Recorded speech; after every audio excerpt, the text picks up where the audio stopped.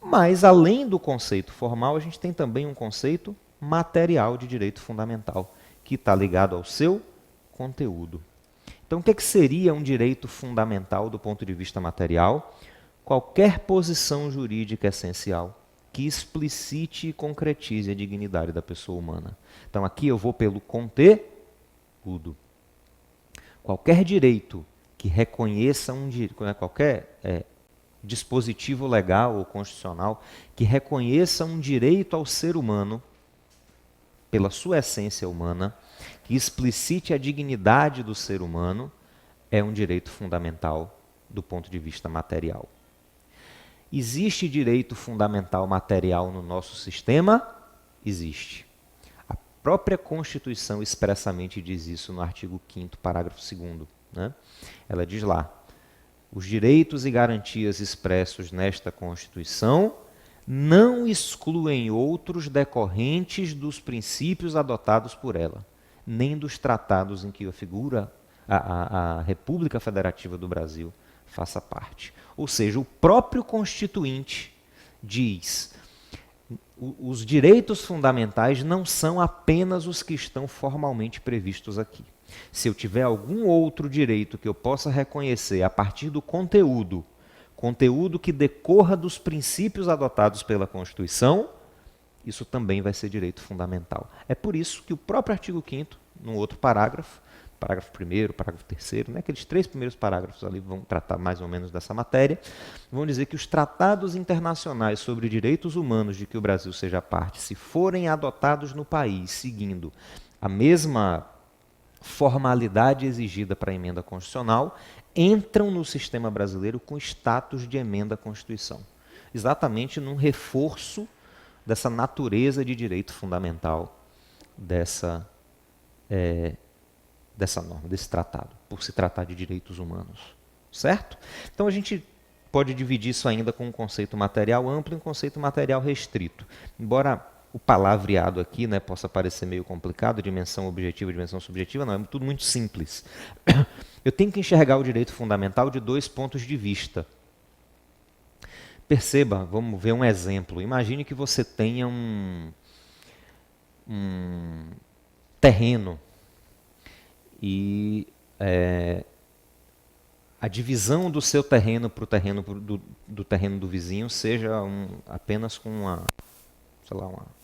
uma vala. Né? Você tem um terreno, meu terreno aqui eu tenho o terreno do vizinho. E o que divide um terreno do outro é um buraquinho feito no chão, assim, uma vala feita no chão, só para deixar claro onde é que termina o terreno de um e onde é que começa o do outro. Ou uma cerca, pensa aí aquela cerca de fazenda, né, que o pessoal bota aquelas estacas e tal, com arame farpado. Isso aí é que está dividindo o terreno de um do terreno de outro. É uma divisão muito tênue. Digamos que eu faço o seguinte, eu vou construir um muro. E aí eu construo um muro separando o meu terreno do terreno do vizinho. O que esse muro significa? Ou separando minha casa da rua, né? Isso significa o seguinte: quem está na rua, quando olha para o meu muro significa o que para ele? Um limite. Significa eu posso fazer o que eu quiser aqui na rua, eu posso andar, eu posso sentar, eu posso estacionar, eu posso fazer o que eu quiser na rua, mas eu não posso passar desse muro, eu não posso passar desse limite. Esse muro é um limite à liberdade dos outros. E para mim, que sou o dono da casa e estou atrás do muro, o muro significa o quê? Uma proteção. Significa que se alguém invadir a minha casa, pular o meu muro, eu posso tomar uma providência para proteger o meu terreno. Pronto. Pense no direito fundamental como esse muro. Eu tenho no direito fundamental uma subjetiva e uma dimensão objetiva. Dimensão objetiva é o ponto de vista de quem está na rua, que no caso aqui é o Estado. O Estado pode fazer o que quiser, mas ele não pode invadir o muro, ele não pode invadir um direito fundamental. Essa é a dimensão objetiva. O direito fundamental aqui funciona como um limite à atuação do Estado.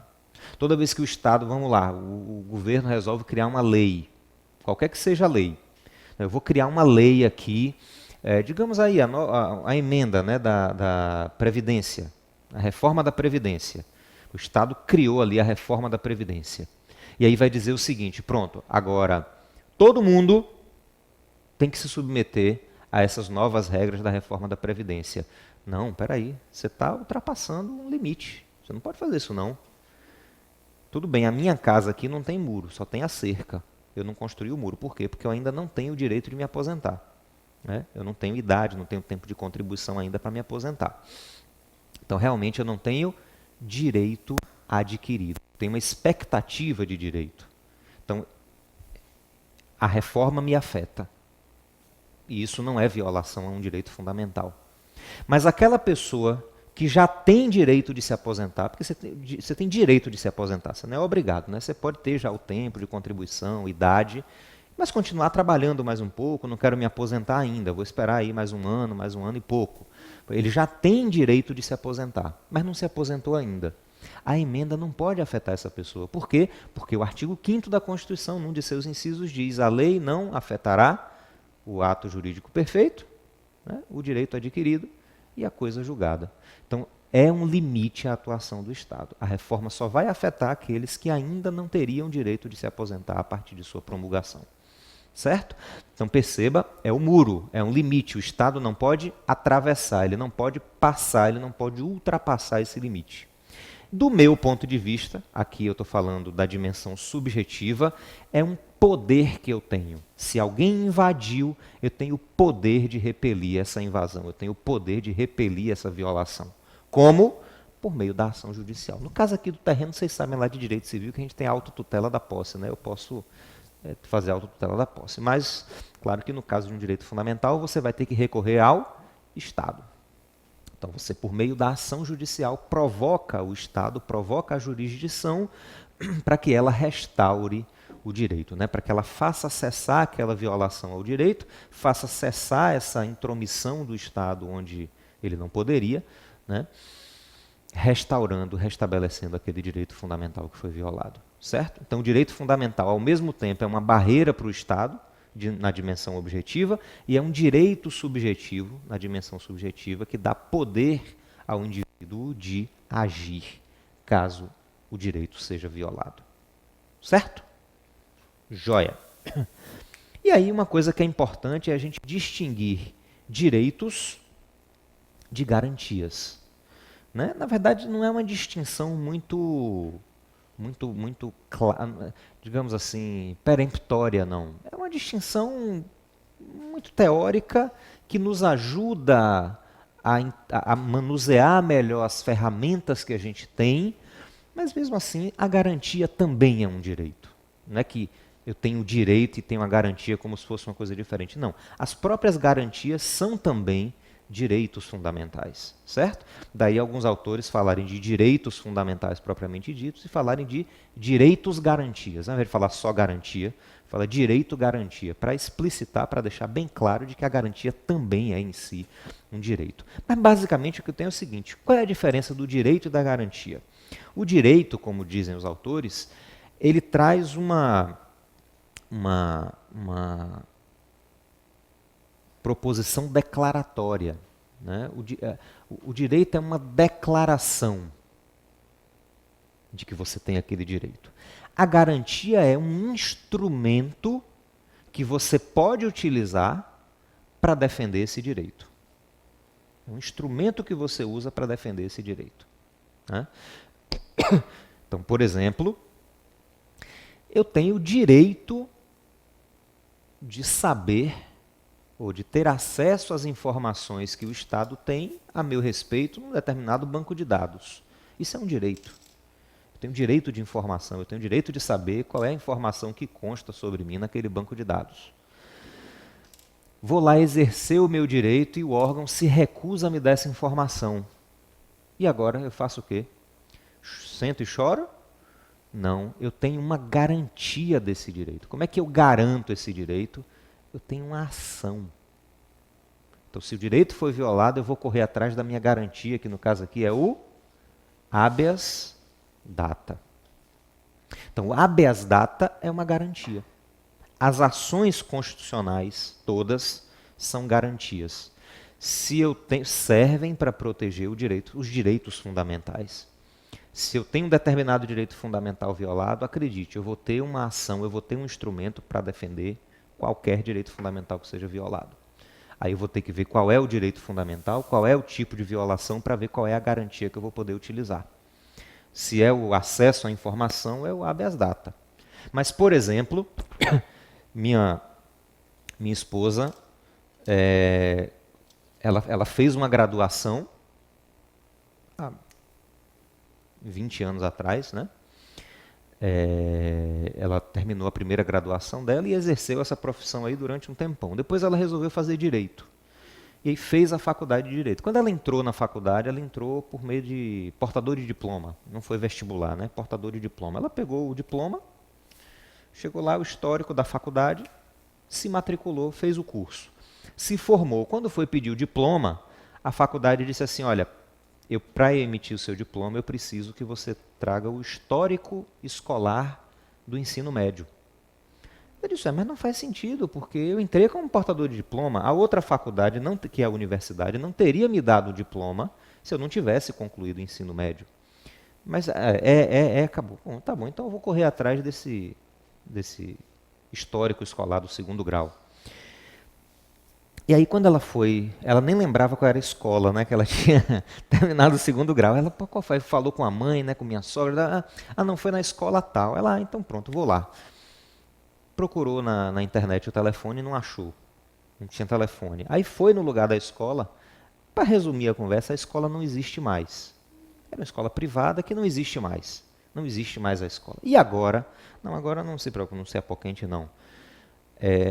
Quando a escola vai ser fechada, ela tem que encaminhar todos os dados para a Secretaria Estadual de Educação. Então, quando a escola fechou, você vai na Secretaria Estadual de Educação e você consegue emitir a segunda via desse documento. Ela foi. Chegou lá, aqui em Salvador, fica ali no Instituto do Cacau, ali no comércio, né? Ela foi lá e pediu. Olha, eu estudei na escola tal, no ano tal, eu preciso do histórico do segundo grau. Aí ele falou, tá bom, tá aqui um telefone, daqui a 15 dias você liga. Aí ela ligou dali a 15 dias. Aí falou, não, pediu, não tem nada aqui não. Peraí, aí ela foi lá de novo, na segunda vez, e aí pediu, cadê o meu documento? Não, veja só, é porque tem uma pilha, alguém tem que digitar, mas está na fila para digitar. E aí ela foi de novo e foi de novo. Para resumir a história, levou 1 ano e 4 meses. Depois de 1 ano e 4 meses, eles entregaram. Mas a gente já estava na iminência de impetrar mandado de segurança. Aí você pensa, mas aí não é habeas data? Não. A jurisprudência do STF entende o seguinte, habeas data é para você ter acesso à informação. Eu não quero a informação, eu quero um documento. Aí o documento é por meio de mandado de segurança e não de habeas data. Mas a gente vai falar sobre isso, porque a gente vai falar sobre essas ações. Algumas, o mandado de segurança mesmo, vocês vão ver com Aras, e Aras vai detalhar isso aí tudo. A gente também vai falar aqui no nosso contexto. A gente vai trazer questões dos exames anteriores que falaram sobre mandado de segurança. Já disse a vocês que a maioria das peças, ao longo do tempo, aí, foi mandado de segurança inconstitucional. Né? Mandado de segurança e ADI são as peças mais comuns no exame de ordem. Então a gente vai treinar bastante. Já tem 2 exercícios de ADI para vocês fazerem no material. Né? Tem um de ADC, ADC nunca caiu, mas tem um exercício lá para vocês fazerem também. E mandado de segurança, eu vou passar um bocado de exercício, vocês vão ver isso com Aras, e aí claro, ele vai dar a técnica toda, que serve tanto para administrativo quanto para constitucional, mas aí depois que ele terminar a teoria, ele vai trabalhar com os alunos de administrativo exemplos de administrativo. E aí a gente vai trabalhar aqui exemplos de constitucional, a aplicação dessa técnica no direito constitucional. Então, eu tenho essa garantia. Então, o mandado de segurança é o quê? É uma garantia. Garantia que eu tenho de proteção de direito líquido e certo não amparado por habeas corpus ou habeas data. E se o Estado tentar violar a minha liberdade de forma indevida, eu tenho uma garantia contra isso também, é o habeas corpus. Né? Então eu tenho, todas essas são garantias. Mas veja, a garantia não são apenas as ações. As ações são garantias? São instrumentos, mas não são as únicas. Então acompanhe aqui comigo no slide. A doutrina costuma dividir ou classificar as garantias em basicamente 3. Teríamos garantias limite, que seriam as próprias disposições legais, por exemplo, seriam proibições que visam prevenir violações a direitos, forma de limitar o poder. Então, exemplo aqui, proibição da censura, é proibida a censura prévia. Por quê? Proibir a censura prévia é uma forma de garantir a liberdade de expressão. Certo? A gente tem garantias institucionais. Essas aqui são importantíssimas, né? É um sistema de proteção organizado para a defesa e efetivação dos direitos. Vem aqui comigo. Olha só. Eu tive um direito violado. Violaram aí a minha liberdade de ir e vir. Mas eu não entendo nada de direito, estou preso e a prisão é completamente arbitrária. O que é que eu posso fazer? Eu posso contratar um advogado. Eu contrato um advogado para impetrar um habeas corpus. A advocacia é uma garantia? É. Vocês, claro, conhecem, né? Já ouviram muito falar aí, passaram na primeira fase da OAB, fizeram a prova de ética e acertaram lá todas as questões de ética. Né? O que é que diz lá o Estatuto da OAB? O Estatuto fala das prerrogativas do advogado. São direitos do advogado? Não, é mais do que um direito, é uma prerrogativa. Por que o advogado tem prerrogativa? É porque a gente é barão, a gente é privilegiado, a gente, né, veste aquela capa, né, de super-homem ou do Batman por baixo da roupa? Não. A prerrogativa do advogado não é para o advogado. Garantir prerrogativas para o advogado é uma forma de garantir que o advogado tenha isenção e tenha liberdade, tenha possibilidade de exercer a sua profissão, de forma a garantir a efetividade dos direitos do jurisdicionado. Então a gente cria as prerrogativas profissionais do advogado como uma maneira de proteger o quê? Os próprios direitos fundamentais dos jurisdicionados, aqueles que contratam o advogado. Então a instituição da advocacia, aquela previsão de que a advocacia é essencial, né, o advogado é essencial para a administração da justiça, é uma garantia dos direitos fundamentais das pessoas. Mas eu não tenho dinheiro para pagar advogado. Não tem problema. A gente tem outra garantia para você. A gente tem a Defensoria Pública. O que é a Defensoria Pública? É uma instituição mantida pelo Estado ou pela União, dependendo da Defensoria Pública da União ou Defensoria Pública do Estado, cuja finalidade é proteger o direito daquele que não tem condição de pagar um advogado. Por quê? Porque os direitos fundamentais são titularizados por qualquer pessoa. Não é só rico que tem direito fundamental. Qualquer pessoa tem direito fundamental. E mesmo que você não possa pagar um advogado para exercer seu direito fundamental, você vai ter esse direito assegurado pela existência de uma instituição formada por advogados que recebem do Estado para proteger aqueles que não têm condição de pagar um advogado. Então perceba que a Defensoria Pública é uma garantia dos direitos fundamentais, é uma garantia institucional. Assim como a própria existência do Poder Judiciário. O Poder Judiciário existe para garantir o quê? A imparcialidade no julgamento dos processos, né, dos casos que são levados até ali. Porque imagina, a gente tem, não é tecnicamente chamado de jurisdição, mas a gente tem a instância administrativa, não tem? Se é lançado lá um tributo contra você, você não concorda com aquele lançamento, você pode impugnar administrativamente o lançamento do tributo, aquilo vai correr com um processo administrativo, mas é um processo administrativo que corre na própria instância administrativa. Aquele órgão que lançou o tributo é que vai julgar o seu recurso. Tem imparcialidade aí? Em tese deve ter, mas pode ser que não haja.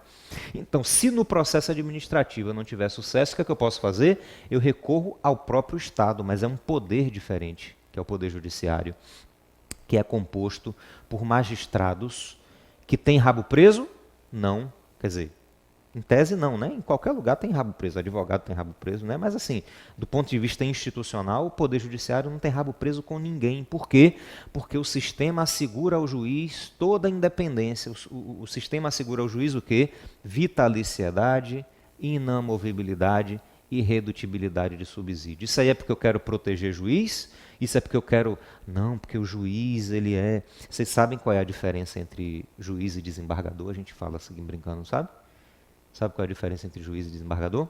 A diferença é a seguinte: o juiz acha que é Deus, o desembargador tem certeza, né? A diferença é, a gente fala assim brincando, mas assim, não é isso não é porque a gente acha que o magistrado é melhor do que o advogado, ou que é um super-herói. Não, não, não.